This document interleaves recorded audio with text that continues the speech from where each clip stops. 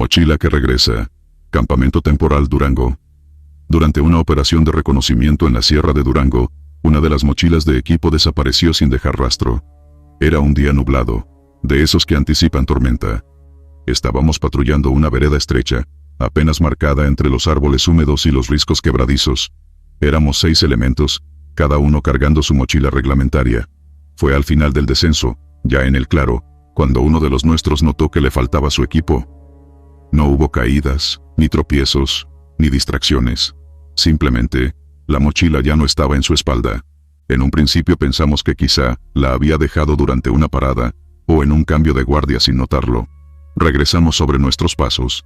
Revisamos metro por metro el terreno escarpado, los matorrales, incluso los árboles cercanos, por si algún bromista la hubiera colgado en lo alto.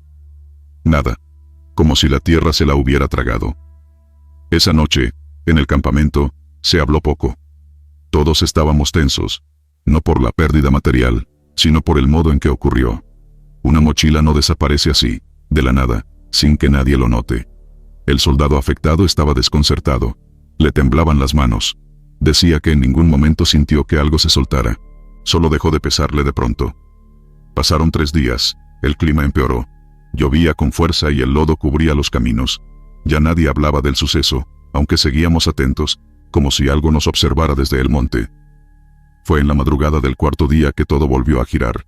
Uno de los centinelas, durante la guardia de las 3, escuchó pasos. Pensó que era un compañero que salía a hacer sus necesidades, pero los pasos no se alejaban ni se acercaban. Rodeaban el perímetro del campamento una y otra vez, suaves, persistentes, casi arrastrándose. Apuntó su linterna hacia la maleza, pero no vio a nadie. Solo notó, a unos 5 metros del límite de los catres, una silueta baja, como si alguien se agachara. Al acercarse, vio la mochila. La misma que había desaparecido días atrás. Estaba limpia, sin barro, sin signos de haber estado expuesta a la intemperie, como si alguien la hubiera cuidado. El centinela dio la voz de alerta. Nos reunimos de inmediato. El dueño original revisó la mochila tembloroso. Era suya. Reconoció el parche desgastado en el costado, el nudo mal hecho en una de las correas. Todo estaba igual, excepto por un papel doblado metido en el compartimento principal. La nota decía: "Gracias por prestarla".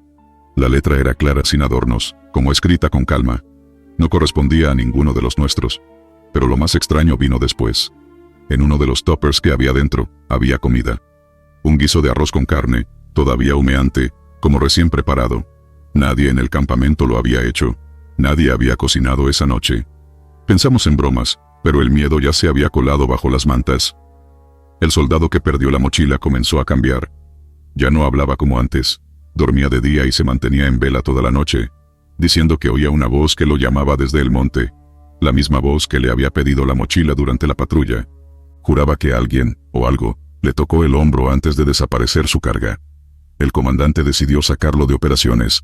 Lo enviaron a revisión psicológica. Nunca volvió al batallón. Los días siguientes se sintieron más densos. Las radios tenían interferencias. Escuchábamos voces sin fuente clara. Algunas noches, las linternas parpadeaban sin razón. Una madrugada, todos en el campamento despertamos por el mismo ruido. El cierre de una mochila abriéndose lentamente. Al revisar, todo estaba aparentemente en orden. Pero desde entonces, nadie dejaba su equipo fuera del catre. Una semana después, durante otro patrullaje, encontramos a lo lejos, sobre una roca, otra mochila igual a las nuestras. Estaba vacía. No pertenecía a nadie del escuadrón. Cuando nos acercamos, notamos que colgando del cierre, había un trozo de papel arrugado. Solo decía: "Esta no era mía". Desde entonces, se volvió regla no prestarle el equipo a nadie fuera del pelotón. Se reportaron casos similares en otros destacamentos. Mochilas que desaparecían, y regresaban con cosas extrañas, comida tibia, cartas con agradecimientos, o instrucciones sin sentido. En una de ellas, un soldado recibió una hoja que decía: "Te la devuelvo porque ya no la necesito". Ese soldado murió 2 días después, en un accidente absurdo. Se resbaló solo, sin lluvia, sin pendiente, y se desnucó contra una roca. Las historias comenzaron a compartirse como susurros entre los batallones. En el cuartel, nos ordenaron callarlas, clasificarlas como incidentes sin explicación. Pero entre los soldados ya se hablaba de una presencia en la sierra, una entidad que tomaba prestado lo que quería, y lo devolvía cuando le placía. Algunos decían que era el espíritu de un viejo combatiente que murió en esas tierras, y que sigue recorriendo los senderos como uno más.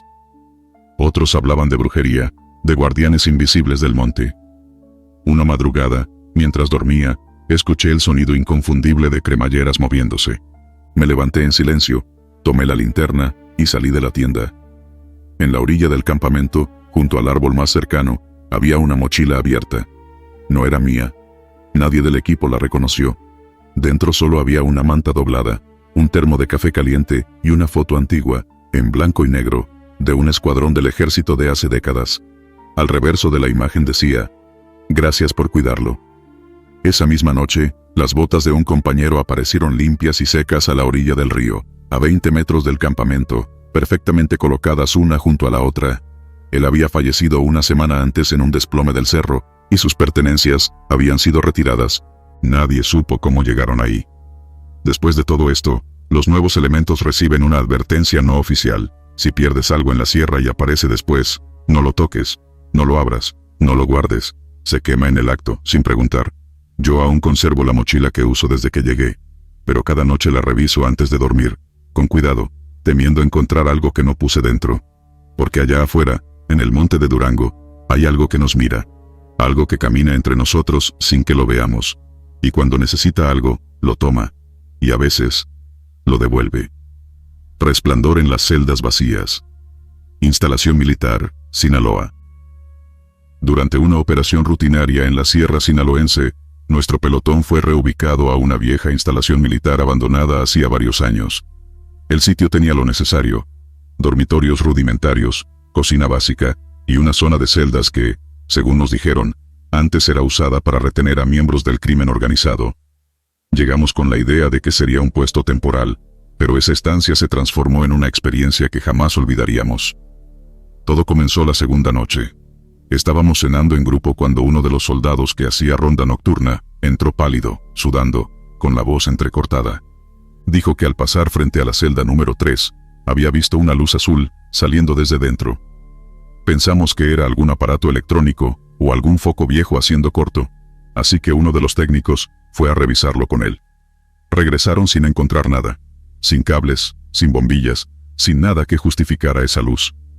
Las celdas estaban vacías, literalmente vacías, ni bancos ni colchonetas, apenas concreto, herrería oxidada y humedad.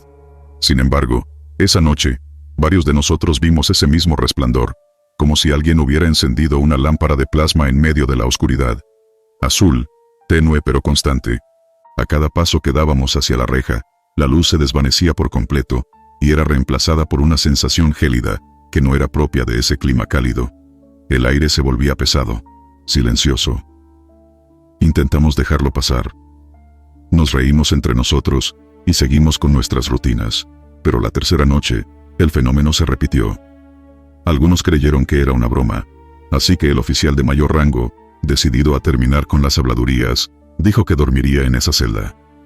Entró con su sleeping bag, su lámpara de mano, su radio y una cámara digital que trajo de su mochila personal. Lo vimos encerrarse desde la puerta del pasillo. Nadie se atrevió a quedarse cerca. Pasadas 3 horas, su radio dejó de emitir señal. Pensamos que la batería se había agotado, pero cuando fuimos a verificar, nos encontramos con algo que nos heló la sangre. La celda seguía cerrada por dentro, pero él no respondía. Se escuchaban unos golpes sordos, como si alguien se golpeara el cráneo contra la pared. Lo llamamos por su nombre varias veces, sin éxito. Forzamos la cerradura y entramos. El oficial estaba acurrucado en una esquina, completamente inmóvil, con la boca abierta y la mirada fija en la pared. No decía nada. No parpadeaba. Lo sacamos entre varios, lo llevamos a la enfermería improvisada que teníamos en el sitio, y llamamos refuerzos médicos por radio satelital. Estuvo 2 días sin emitir palabra. Sus ojos, abiertos todo el tiempo, parecían seguir algo que nadie más podía ver. Cuando por fin reaccionó, solo murmuraba incoherencias. No era luz, era una cara. Me miraba desde adentro. Ordenaron clausurar esa celda después del incidente. El mismo día en que lo sacamos, uno de los médicos militares revisó la cámara digital que el oficial había dejado tirada. Las fotos estaban corruptas, todas menos una. En ella, tomada desde el suelo apuntando a la reja, podía verse una figura semitransparente, con una silueta humana apenas distinguible. Tenía la cabeza ladeada, y los ojos brillaban con un azul fosforescente. La imagen fue borrada automáticamente del dispositivo segundos después. Ni siquiera dio tiempo de transferirla. Lo intentamos, juro que lo intentamos, pero desapareció. La siguiente semana, varios soldados empezaron a reportar pesadillas. Siempre se trataba de la misma celda. Algunos soñaban que estaban encerrados allí, y otros, que alguien, o algo los observaba desde dentro con ojos azules brillantes. Uno de los compañeros pidió su baja anticipada, otro comenzó a sangrar de nariz cada vez que pasaba por ese pasillo. Lo más perturbador fue lo que nos contó el personal local que hacía vigilancia en el perímetro. Uno de los custodios civiles, ya entrado en años, nos dijo que esa celda tenía historia. Años atrás, antes de que la instalación fuera abandonada, un reo murió ahí dentro. Lo encontraron en condiciones muy parecidas a nuestro oficial. Ojos abiertos, boca desencajada, pero con los pulmones colapsados. Según la bitácora médica, murió como si hubiera gritado sin parar durante horas. Desde entonces, se dice que esa celda nunca volvió a estar completamente vacía. La última noche antes de que nos reubicaran a otro sector, decidí mantenerme despierto y vigilar desde lejos. Llevaba conmigo una libreta para registrar cada evento. Desde las 2 de la madrugada hasta casi las 4, la celda permaneció oscura. Pero a las 4:11, sin advertencia, apareció la luz. No era una luz constante, esta vez parpadeaba, como si alguien caminara dentro con una linterna. Me acerqué solo hasta donde la lógica me lo permitía. En cuanto el resplandor pareció proyectarse hacia afuera de la reja, retrocedí. Lo último que vi fue una sombra erguida, más alta que un humano promedio, mirando directamente hacia mí. Me quedé quieto, conteniendo el aire. La luz se extinguió. Volví sobre mis pasos sin decir palabra. Desde entonces no he vuelto a mirar directamente esa celda. Días después, al trasladarnos a otra base, nuestros superiores enviaron un pequeño grupo de reconocimiento para revisar y sellar la zona de celdas. Cuando regresaron, todos lucían alterados. Dijeron que al entrar encontraron un mensaje tallado con clavos en una de las paredes interiores de la celda. No me dejen aquí. Nadie lo había visto antes. Esa instalación fue oficialmente cerrada. Nosotros fuimos distribuidos a distintas regiones. Pero de vez en cuando, en los pasillos de otros cuarteles, algún soldado menciona ese resplandor azul, y todos sabemos de qué está hablando. Ninguno se atreve a bromear sobre ello, porque hay cosas en las celdas vacías que no necesitan barrotes para quedarse dentro. Y tampoco para salir. Camisa que apunta al norte. Ubicación: base de reconocimiento, Chihuahua. El clima en la sierra era inclemente, de días secos y noches heladas. La base de reconocimiento, asentada en una zona elevada de difícil acceso, servía como punto de vigilancia y descanso para unidades rotativas. La rutina era estricta, y el equipo, escaso. Por eso, cuando algo se salía del patrón habitual, llamaba la atención de inmediato. Todo comenzó con un comentario casi trivial, de un cabo que colgaba su ropa lavada detrás de los barracones, en una línea improvisada con hilo de antena. Había dejado secando su camisa de campaña orientada hacia el este, con los botones bien alineados. A la mañana siguiente, la encontró girada, como si el viento la hubiese hecho ondear hasta quedar con la pechera apuntando al norte. No le dio importancia. El viento, pensó. La inclinación del terreno. Incluso bromeó sobre fantasmas. Pero al repetir la acción 3 noches consecutivas, la misma dirección se repetía como un patrón inquebrantable, siempre al norte. Fue entonces cuando otro elemento, escéptico, decidió colgar su camisa también. Y luego otro. Los resultados eran iguales. Todas las camisas colgadas al aire libre, amanecían giradas, alineadas al norte, sin importar la forma en que las hubieran colocado. No había vientos constantes ni pendientes acusadas que justificaran tal comportamiento. La inquietud comenzó a esparcirse. Uno de los sargentos, curioso y con experiencia en orientación terrestre, trazó un ángulo con brújula y determinó que el norte señalado coincidía exactamente con una quebrada en la sierra. Esa coincidencia despertó algo más que curiosidad. Fue un golpe seco de recuerdo. Ese punto en la quebrada había sido el último lugar donde se tuvo contacto con un soldado desaparecido meses atrás, durante una patrulla. Se organizó una revisión informal. No una misión oficial, solo un grupo de voluntarios que querían comprobar si había algo que la montaña quisiera mostrarles. Una madrugada partieron con linternas, sin registrar la salida. bordeando los riscos hacia esa dirección marcada noche tras noche por la ropa. Regresaron en silencio. No encontraron restos humanos ni signos de lucha, pero algo los acompañó en el trayecto de vuelta. Uno de ellos, visiblemente alterado, no quiso hablar durante 2 días. Otro, el más joven del grupo, dijo haber visto a lo lejos una silueta parada e inmóvil junto a una roca, como si los observara. Desde entonces, colgar ropa se volvió un tema delicado. Se dejó de usar esa cuerda, pero incluso cuando se cambió de lugar, la ropa aún se alineaba al norte. Entonces decidieron una prueba más radical: colocar sensores de movimiento y un pequeño dispositivo GPS en una prenda. El sensor no registró alteraciones bruscas. El GPS, sin embargo, sí detectó giros lentos durante la madrugada. La información fue archivada en silencio. Se hizo llegar al oficial de inteligencia, quien no comentó nada, y simplemente ordenó dejar de colgar ropa fuera del perímetro. Esa fue la instrucción oficial. Pero la historia no terminó ahí.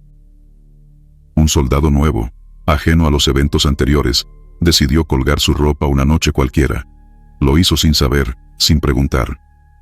A la mañana siguiente, encontró su camisa apuntando al norte. Lo que lo desconcertó no fue eso, sino que alguien había dibujado con marcador negro una flecha gruesa en la parte trasera de la prenda, también orientada al norte. Preguntó a todos. Nadie se adjudicó la broma. Se revisaron las cámaras del patio, instaladas semanas antes por precaución, pero en ningún momento se registró movimiento alguno cerca de la ropa. Solo se veía la camisa girar lentamente durante la madrugada, como si respondiera a un impulso invisible. Esa grabación causó un malestar generalizado. Se retiraron los objetos colgados, se selló el área, y se prohibió comentarlo. Algunos soldados aseguraban que, desde entonces, cada vez que caminaban hacia el norte, sentían una presión en el pecho, como una mano invisible que los empujaba a detenerse. Uno de los cabos más veteranos, en un acceso de sinceridad, relató haber soñado varias veces con un compañero ya desaparecido, caminando siempre en esa dirección, sin voltear jamás.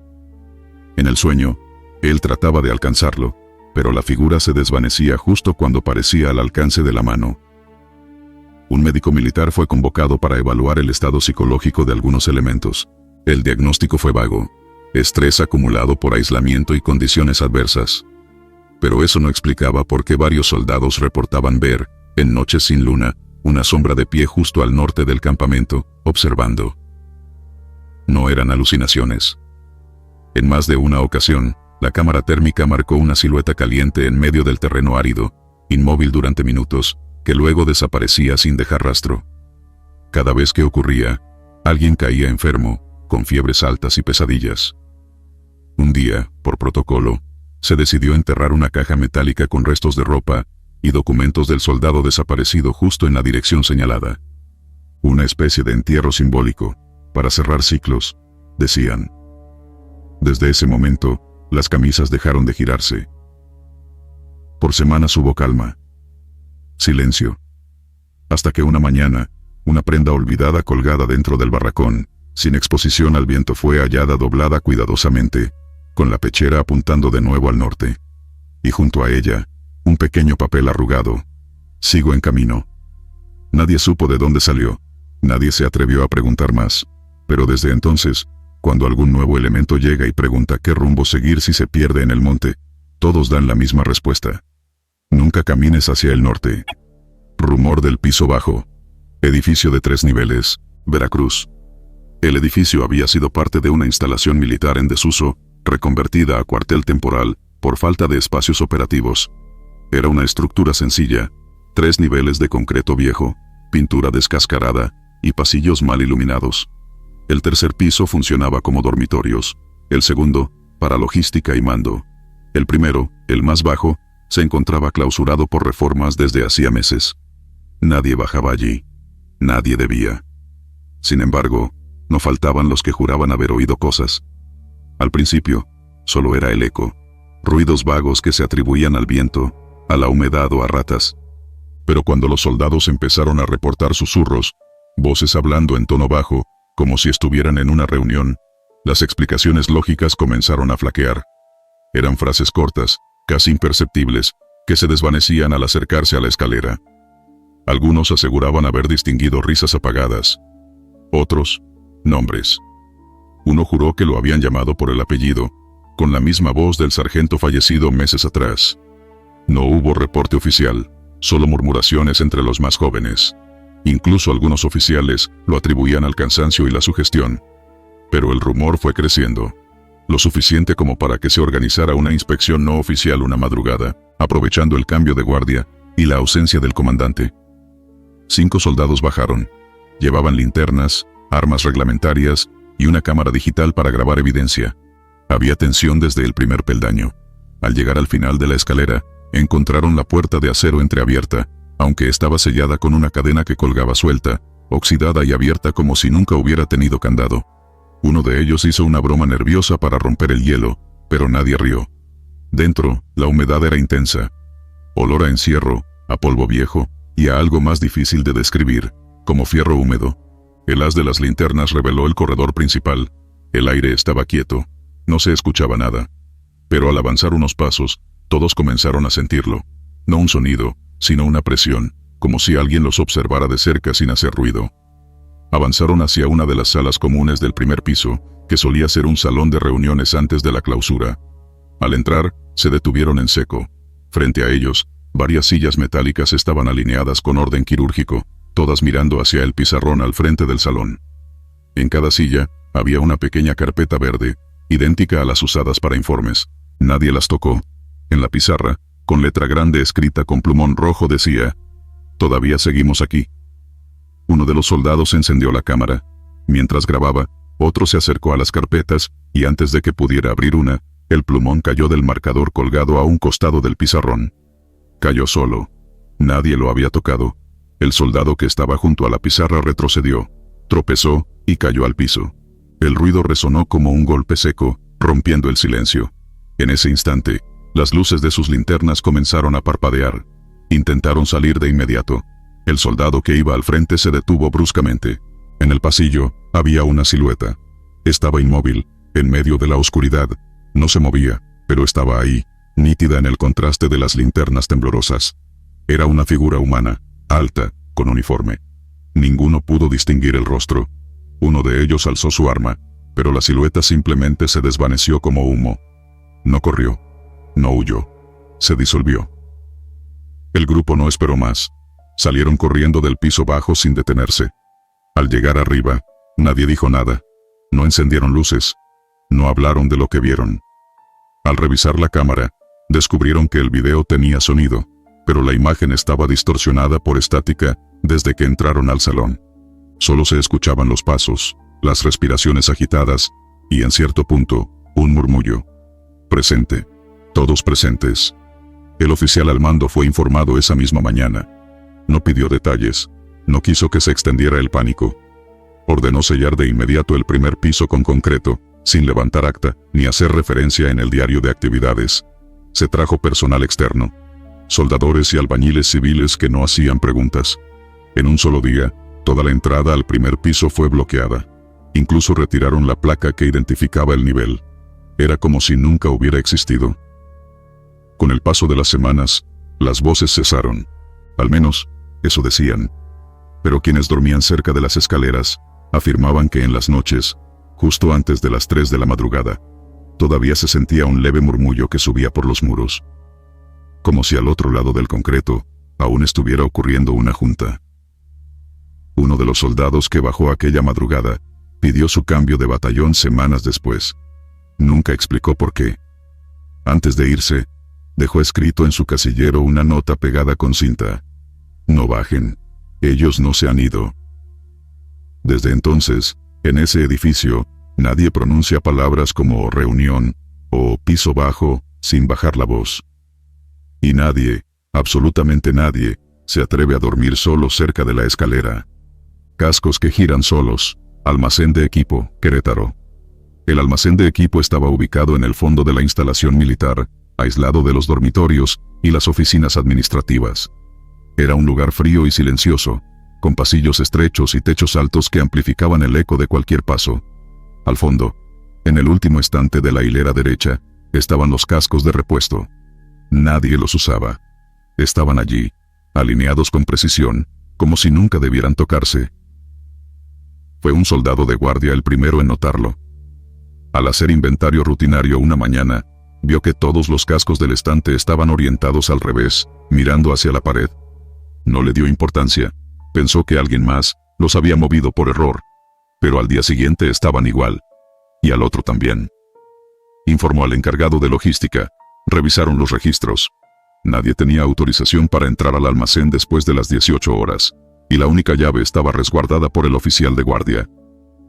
Por protocolo, instalaron una cámara de vigilancia enfocada directamente a ese estante. Dejaron el lugar cerrado, sellaron con cinta el acceso, y esperaron. Al día siguiente, el video fue revisado por 3 personas en la pequeña oficina de monitoreo. En la grabación, a las 2:41 de la madrugada, los cascos empezaron a girar, uno por uno. Lentamente, como si una mano invisible los alineara con cuidado, todos se colocaron en dirección contraria, sin ruido, sin sacudidas, como si alguien supiera exactamente cómo tratarlos. La imagen era clara. No había sombras, ni brisa, ni vibración. Solo el movimiento, preciso y calculado. Se ordenó una revisión completa del lugar. Buscaron corrientes de aire, roedores, vibraciones por maquinaria. Nada. Todo permanecía en silencio sepulcral. La cámara fue reubicada para captar desde otro ángulo. Otra noche. Otra grabación. Y otra vez, los cascos girando solos. Uno de los ingenieros eléctricos del batallón, curioso por el fenómeno, propuso colocar sensores de movimiento y temperatura en los estantes. Se instalaron. Esa noche, cuando los cascos se movieron, el sensor marcó una caída de temperatura repentina de casi 10 grados, justo en el momento en que comenzaron a girarse. Al revisar el video, se notó una distorsión leve en la imagen justo antes del movimiento, como un parpadeo de la cámara. Los rumores no tardaron en propagarse. Algunos soldados decían que ese estante había pertenecido antes a un destacamento, que desapareció en un accidente de entrenamiento, hacía más de una década. 5 hombres muertos por una detonación accidental. Uno de ellos, según se contaba en los pasillos, llevaba siempre su casco al revés como cábala personal. Decía que, así el enemigo no sabría por dónde lo veía venir. En las semanas siguientes, más sucesos extraños comenzaron a registrarse. Uno de los cascos cayó por sí solo una madrugada, y rodó por el pasillo. No hubo viento, no hubo temblor. Simplemente, cayó. En la grabación se escucha un sonido agudo justo antes de que se mueva. Una especie de silbido apenas perceptible. Un sargento veterano, escéptico, decidió quedarse a dormir en el almacén durante su turno.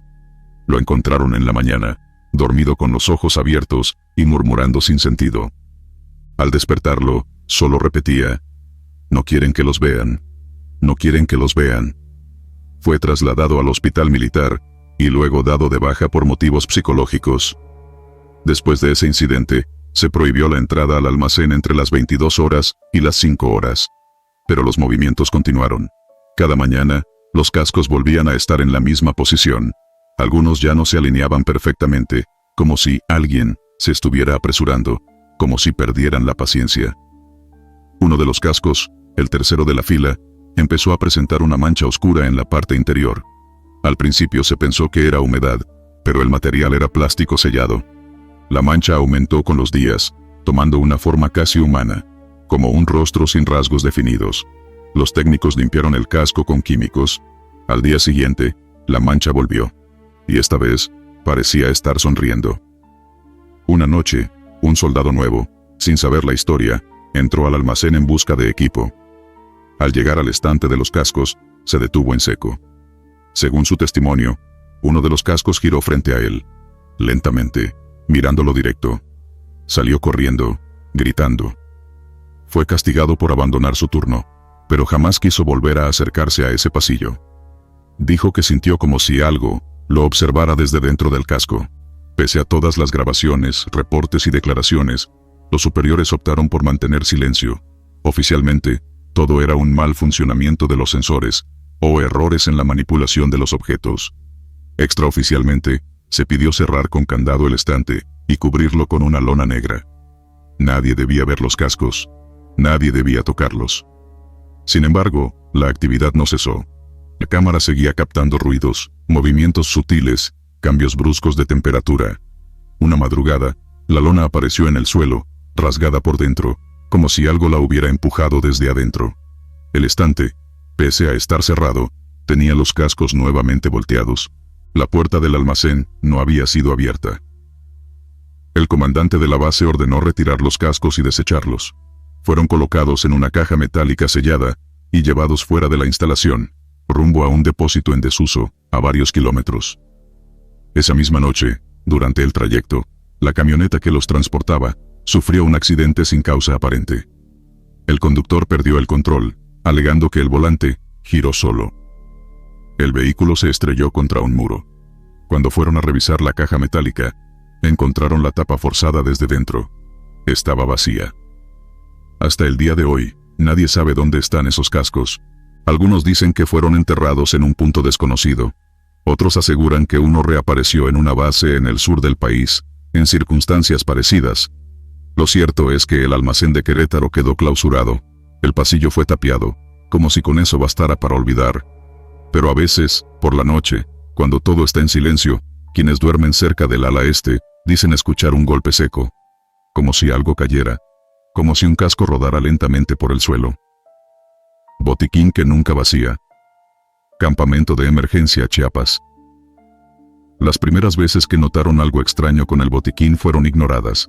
Se pensó que era un error de contabilidad, una confusión entre los soldados, algo común en operaciones de emergencia, donde el cansancio nubla la mente y los turnos largos desgastan. Pero con los días, las coincidencias dejaron de parecer casuales. Aquel campamento improvisado, montado a las orillas de un río en medio de la selva chiapaneca, no contaba con los suministros ideales. La humedad era insoportable, y los caminos lodosos dificultaban los trayectos logísticos. Solo había un botiquín pequeño para todo el pelotón. Una caja metálica verde oliva, con un cierre oxidado, y un par de etiquetas descoloridas. Su contenido, en teoría, debía durar apenas unas semanas. El cabo responsable del área médica fue el primero en mencionarlo con cierta preocupación.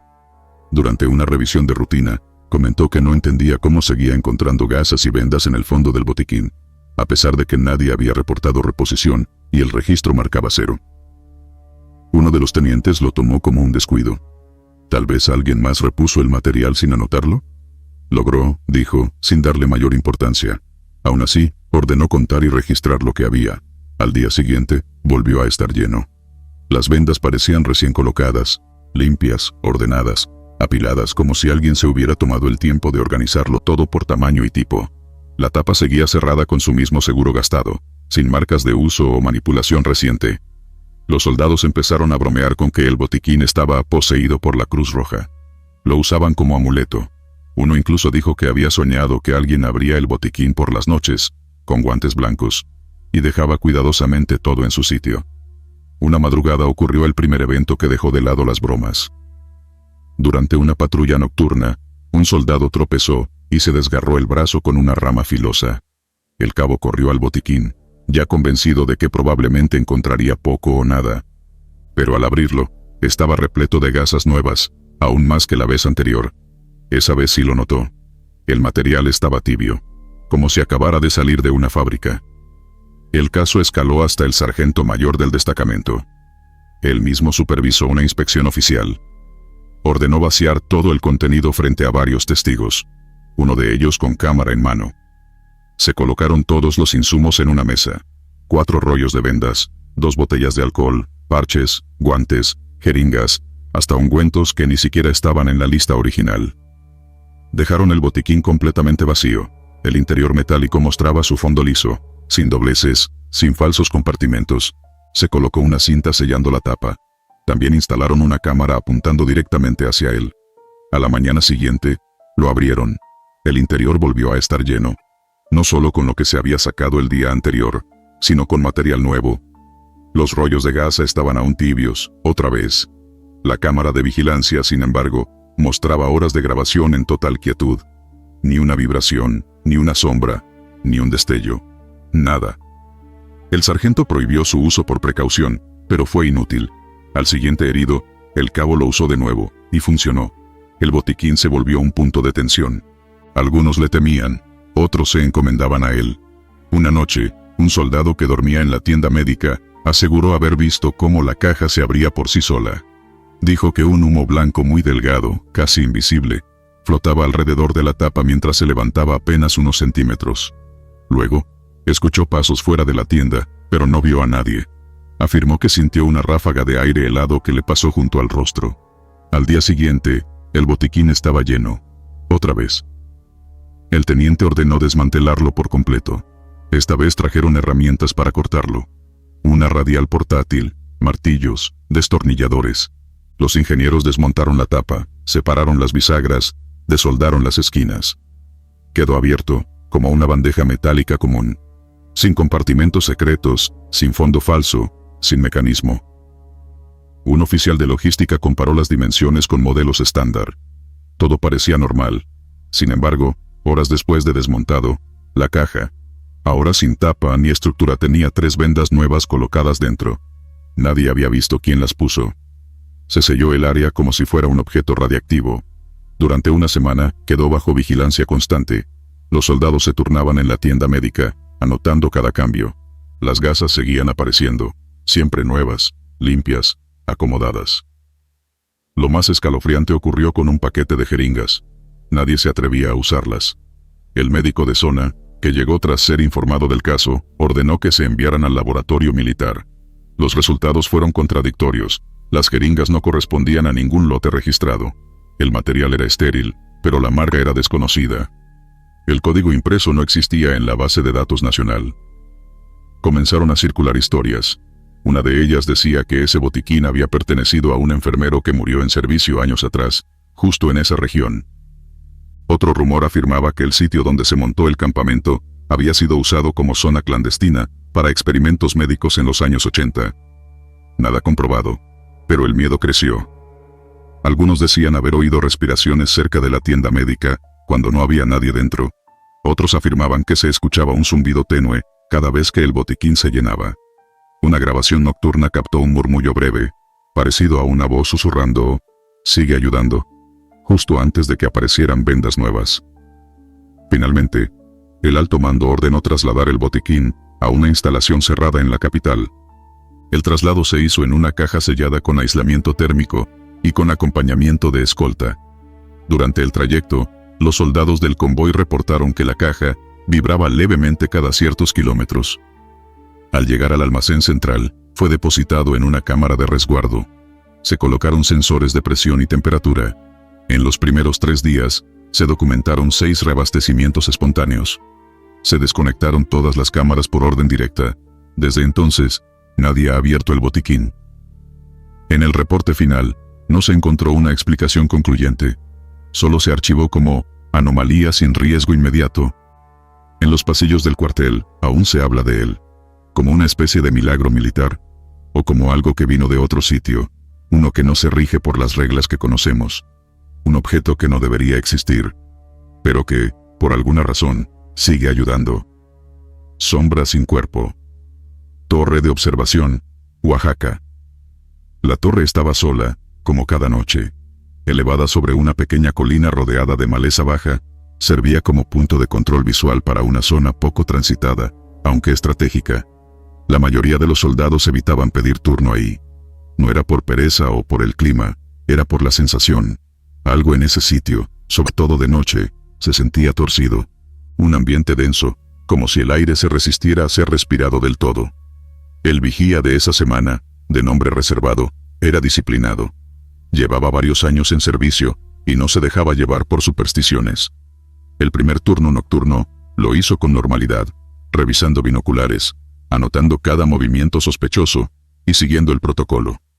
Las primeras 2 noches no ocurrieron incidentes, pero la tercera, justo cuando el cielo se cerraba con nubes bajas, y el viento comenzó a soplar con fuerza seca, algo cambió. Fue durante la ronda de las 3 de la mañana. Subió con su linterna apagada. Los reflejos podían ser contraproducentes y se colocó en el borde exterior de la plataforma, mirando hacia el noreste. Desde ahí, podía observar los caminos de tierra y parte del cerro cercano. Mientras miraba, notó una leve vibración en la madera bajo sus botas. Pensó que tal vez era el viento. Pero cuando giró para mirar su sombra proyectada sobre la pared lateral de la torre, lo que vio no tenía sentido. Su figura estaba duplicada. Había 2 sombras. Una lo seguía con exactitud. La otra, no.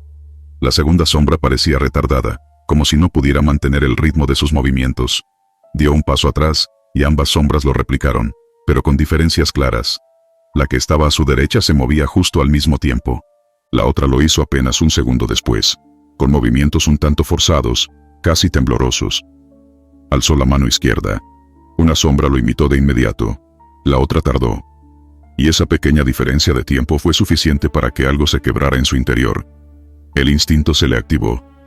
Bajó del torreón más rápido de lo que subió, pero al llegar al suelo, sus piernas se sentían como si llevara peso extra. Volvió a mirar hacia arriba. No había nadie. La siguiente noche, pidió el turno voluntariamente. Quería comprobar que no había sido una alucinación provocada por el cansancio. Llevó una linterna más potente y subió a la torre en cuanto cayó la medianoche. De nuevo, las sombras aparecieron. Pero esta vez, la segunda sombra no solo tenía retardo, estaba más definida. En vez de ser una simple silueta, sus bordes se hacían más nítidos con cada movimiento del soldado. Y aunque su forma general era la misma, había un detalle que hizo que se le secara la garganta. La sombra tenía algo en el pecho, como una mancha más oscura, en el lugar exacto donde el corazón debía estar. No había luna esa noche, y sin embargo, la sombra seguía ahí, aun cuando él apagaba la linterna. En algún momento perdió la noción del tiempo. Recordaba mirar el reloj de pulso. Eran las 2:38 y luego parpadear. Lo siguiente fue abrir los ojos al amanecer, con la cabeza apoyada en el muro de la torre y el cuerpo entumecido por el frío. Lo más inquietante fue sentir el pecho húmedo. Al abrir la camisa, encontró tierra seca adherida a su piel, como si alguien hubiera presionado su torso contra el suelo. No recordaba haber bajado de la torre, ni haberse quitado el uniforme. No dijo nada en el informe. Solo reportó, noche tranquila. Pero eso no terminó ahí. Durante los siguientes días, el soldado comenzó a notar pequeñas inconsistencias. Al pasar junto a superficies reflectantes, su silueta parecía moverse un poco después que él. Al revisar el equipo fotográfico, cámaras antiguas que se usaban para registrar pruebas de patrullaje, notó que en una imagen tomada por error desde la torre, aparecía una silueta oscura de espaldas, justo en el lugar donde él recordaba haber estado solo. Intentó ignorarlo, pero una noche, de regreso del comedor, vio su reflejo en el cristal opaco de una de las puertas de la bodega. Su cuerpo, quieto, su reflejo, ligeramente ladeado, con la cabeza inclinada, observándolo. No pudo moverse durante varios segundos. Cuando por fin lo hizo, giró para marcharse, pero escuchó sus propios pasos justo detrás de él, aunque nadie caminaba ahí. Pidió traslado días después. No dio razones claras. Semanas más tarde, otro elemento fue asignado a la torre.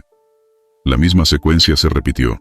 Sombras dobles, pérdida de memoria temporal, sensación de ser observado incluso al aire libre. Uno de ellos aseguró que mientras dormía brevemente en el sillón de la caseta, sintió un peso encima, como si alguien o algo lo oprimiera contra el asiento. Cuando se levantó, tenía marcas en el pecho, como dedos sucios, como tierra apretada con forma de mano. Se tomó la decisión de cerrar temporalmente la torre para mantenimiento estructural, pero la verdadera razón quedó en informes internos clasificados. Alteraciones perceptivas graves, posibles alucinaciones compartidas, episodios disociativos sin causa médica. Ninguno de los soldados que estuvo ahí quiso volver. Lo último que se sabe del primer vigía es que, meses después, fue hospitalizado tras un episodio nocturno en su casa. Despertó gritando, asegurando que alguien, su propia sombra, lo observaba desde la pared y que le hablaba con su misma voz, pero distorsionada. Cuando la familia lo encontró, estaba acurrucado en una esquina, con tierra seca adherida al pecho, igual que aquella noche en la torre. No hubo más asignaciones a ese punto de observación. La torre permanece ahí, abandonada pero visible desde la carretera. Los civiles que pasan cerca comentan que a veces, justo al atardecer, se puede ver una figura solitaria allá arriba, inmóvil, sin rasgos, solo una silueta, que no proyecta sombra. Y a veces, según los lugareños, lo que se ve no está dentro de la torre, sino sobre el techo, quieto, observando hacia el norte. Como si esperara, o como si recordara. Toque a medianoche. Barracas, Guerrero. Durante una temporada de entrenamiento en la Sierra de Guerrero, la rutina en las barracas era estricta. Levantarse al alba, maniobras todo el día y una disciplina férrea en la noche. Aquella base estaba aislada, flanqueada por cerros espinosos y caminos estrechos, con un silencio tan espeso que a veces uno podía escuchar hasta los pasos del centinela desde el otro extremo del cuartel. No había mucho que hacer fuera de las horas de servicio. Algunos jugaban dominó, otros limpiaban su equipo una y otra vez, pero lo que comenzó a generar tensión no fue el cansancio, ni los ejercicios extremos, sino algo que ocurría justo a la medianoche. Siempre a esa hora, siempre igual. 2 golpes, secos, claros, directos a la puerta de la litera más alejada del dormitorio común. No se trataba de un golpeteo accidental, ni de ruidos sueltos por animales o el viento.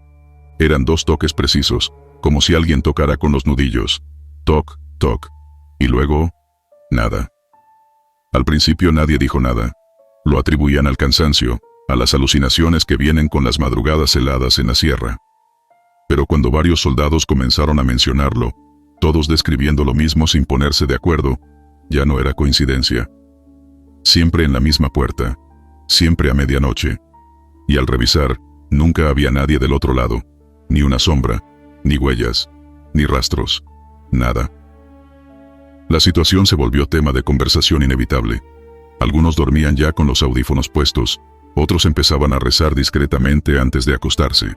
Se propuso cambiar a los soldados de cama, rotar posiciones, pero los toques seguían ocurriendo justo en esa litera del rincón, como si algo o alguien supiera exactamente dónde golpear. Una noche, tras una semana seguida de esos toques, uno de los soldados más jóvenes, animado por la curiosidad y quizás por el deseo de impresionar, se ofreció para dormir ahí. Decía que todo eran cuentos, suposiciones nacidas del aburrimiento. Nadie quiso acompañarlo. Colocó su mochila como almohada, colgó una cruz de hilo en la cabecera y se recostó con su linterna al lado. A la medianoche exacta, el reloj marcó las 12 con un pitido digital. Esa noche no hubo golpes. La calma fue tan repentina que a muchos les pareció más siniestra aún. No hubo ruidos, ni viento, ni grillos. Solo el silencio espeso, incómodo, como si algo se estuviera aguantando las ganas de manifestarse. El joven no gritó, no se movió. Nadie oyó un solo sonido proveniente de esa esquina. A la mañana siguiente, cuando se encendieron las luces y el sargento gritó la orden de levantarse, todos vieron al soldado todavía acostado, boca arriba, con los ojos entreabiertos y la expresión ausente. No respondía. Respiraba, pero no parecía estar ahí. Lo ayudaron a sentarse. Estaba helado, sudado, tembloroso. No hablaba. Solo murmuraba algo entre dientes que nadie lograba entender. Al levantarle la camiseta para revisarlo, notaron las marcas. 2 moretones perfectamente redondos, uno en cada lado de la espalda, como si unas manos invisibles lo hubieran sujetado con fuerza durante horas. Eran simétricos, oscuros, sin señales de golpe accidental. Lo enviaron al puesto médico, pero no había heridas externas más allá de los hematomas. Mentalmente, estaba en shock. Durante 3 días no dijo una palabra. Cuando finalmente habló, lo hizo solo con una frase que repitió 2 veces, con una voz ronca, casi infantil. No fueron golpes. Fue que alguien estaba tratando de entrar. Tras eso, no quiso volver a dormir en la barraca. Lo trasladaron de destacamento semanas después, y el caso fue mencionado apenas como una crisis de estrés. Pero entre los compañeros, nadie volvió a dormir voluntariamente en esa cama. Pasaron los días, y como si el lugar hubiera sentido que su huésped había sido retirado, los golpes regresaron. Otra vez, a las 12 en punto. Toc toc. Siempre en la misma puerta. Se intentó poner una cámara. El sargento, ya cansado de los rumores, pidió que un celular grabara toda la noche con visión nocturna apuntando hacia esa cama. El video captó a los soldados durmiendo. Las horas pasaban sin incidentes. Pero a las 12 en punto, justo cuando el reloj en pantalla marcó el cambio de hora, la imagen se distorsionó durante 3 segundos. Cuando volvió, el ángulo era el mismo, pero el audio registró 2 golpes secos. Toc, toc. No se veía nada. Nadie se movía. Ninguna sombra pasó. Pero los golpes quedaron grabados claramente. Se repitió el experimento por 2 noches más, con idéntico resultado. Y en cada uno, siempre la misma distorsión. Como si el lente no pudiera captar algo que de todos modos estaba ahí. Después de eso, nadie quiso tocar más el tema. La grabación fue borrada del teléfono por orden directa del superior. No queremos alimentar supersticiones, fue la frase textual. Pero quienes habían escuchado los golpes y visto el rostro del soldado marcado no lo olvidaron. En voz baja, se decía que no era un espíritu cualquiera, no parecía querer asustar, parecía buscar algo, tal vez reconocimiento, tal vez venganza. Muchos comenzaron a notar que la estructura de la barraca era más antigua de lo que parecía. Al rascar una parte del muro bajo una repisa, encontraron restos de pintura militar vieja y un grabado casi invisible que decía: presente, aunque no me vean, sin nombre, sin fecha. Como si alguien hubiera dejado una firma desde algún otro plano de existencia. Una madrugada particularmente fría. Los toques no llegaron a la medianoche. Ocurrieron antes. A las 11:45. Esta vez, fueron 3 golpes. Quienes estaban despiertos esa noche, aseguran que escucharon, tras el tercer toque, un suave crujido de bisagras. Nadie se levantó a verificar. Nadie quiso hacerlo. Solo encendieron las luces. La cama estaba vacía. Pero una de las botas que habían dejado debajo estaba en el umbral, girada hacia el exterior. Como si alguien hubiera salido. Desde entonces, los toques no fueron tan regulares. A veces eran una vez por semana, otras, varias noches seguidas. Cambiaban de hora, pero nunca de cama. Nadie dormía ya en esa esquina. Y con los años, cuando la base fue remodelada, esa barraca fue derribada. En su lugar, construyeron una bodega de mantenimiento. Pero incluso ahí, años después, cuando se quedaban oficiales a revisar inventario por la noche, algunos decían que se escuchaban golpes. No en la puerta, sino en la lámina metálica de la pared más lejana. Toc, toc. Siempre 2. Siempre como si alguien quisiera entrar.